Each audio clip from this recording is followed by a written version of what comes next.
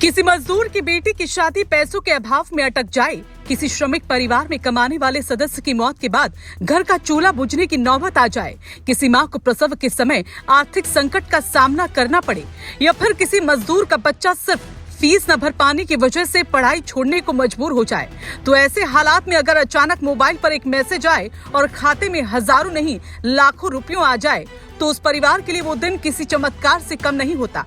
उत्तराखंड में हजारों श्रमिक परिवारों के लिए शनिवार का दिन कुछ ऐसा ही साबित हुआ।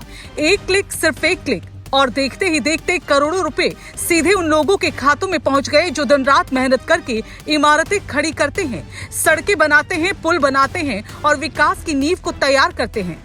मुख्यमंत्री पुष्कर सिंह धामी ने उत्तराखंड भवन एवं अन्य सनिर्माण कर्मकार कल्याण बोर्ड की विभिन्न योजनाओं के तहत 4400 से ज्यादा श्रमिक लाभार्थियों के खातों में लगभग 11 करोड़ रुपए की धनराशि सीधे ट्रांसफर कर दी है।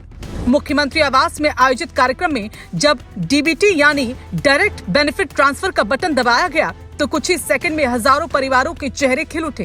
ये राशि किसी योजना की नहीं थी, बल्कि उन योजनाओं की थी जो सीधे गरीब और मेहनतकश परिवारों के जीवन से जुड़ी हुई है।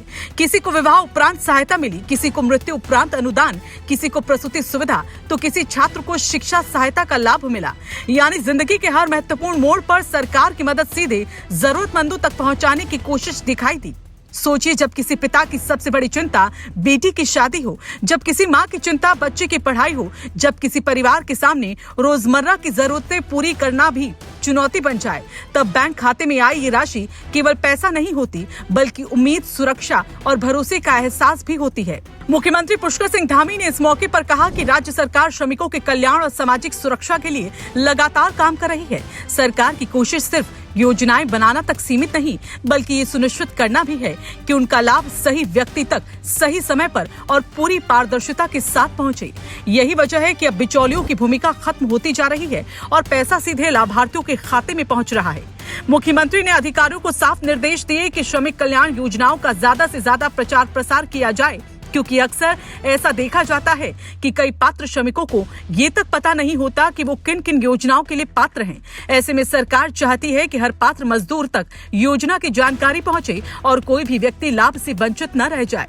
इसके लिए विशेष शिविर लगाने की बात भी कही गई है, ताकि निर्माण स्थलों, औद्योगिक क्षेत्रों और श्रमिक बहुल इलाकों में पहुंचकर लोगों का पंजीकरण किया जा सके और उन्हें योजनाओं से जोड़ा जा सके।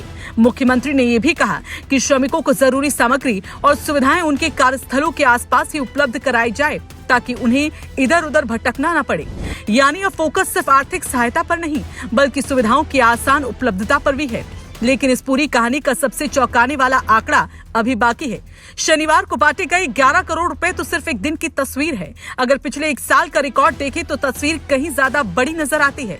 मुख्यमंत्री के अनुसार उत्तराखंड भवन एवं अन्य सनिर्माण कर्मकार कल्याण बोर्ड ने पिछले एक साल में 24,323 श्रमिकों को विभिन्न योजनाओं के तहत कुल 93 करोड़ 6 लाख रुपए की सहायता राशि वितरित की है।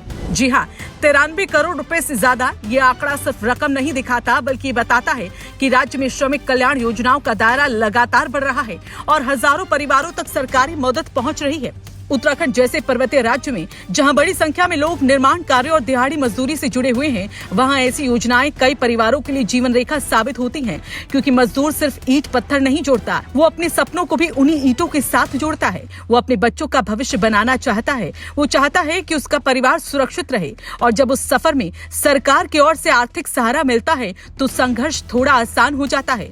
फिलहाल एक क्लिक से खातों में पहुंचे 11 करोड़ रुपए उत्तराखंड के हजारों श्रमिक परिवारों के लिए राहत, भरोसे और उम्मीद की नई कहानी बन गए हैं। अब नजर इस बात पर होगी कि आने वाले वक्त में कितने और श्रमिक इन योजनाओं से जुड़ते हैं और कितने परिवारों तक ये मदद पहुंच पाती है, क्योंकि विकास की असली तस्वीर तभी पूरी होती है जब विकास की इमारत खड़ी करने वाले मजदूर का जीवन भी मजबूत और सुरक्षित बने।